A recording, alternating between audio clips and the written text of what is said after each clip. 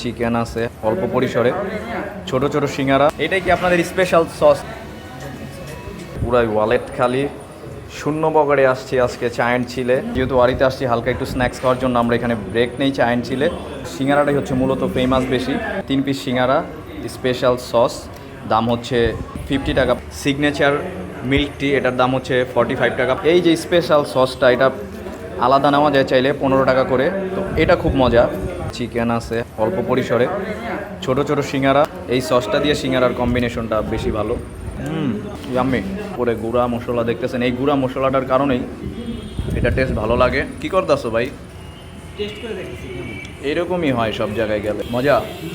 Juice, signature milk tea, এই পরিমাণ চা, সুগার লেভেলটা একদমই কম। মোটামুটি স্ন্যাক্স হিসাবে এটা ঠিক আছে। একটা ব্যাড নিউজ সেটা হচ্ছে যে কোল্ড ড্রিঙ্কস বা সফট ড্রিঙ্কস নাই, আর যেখানে লেমনেড বা শেক, জুস, এই আইটেমগুলো এখন স্টক আউট।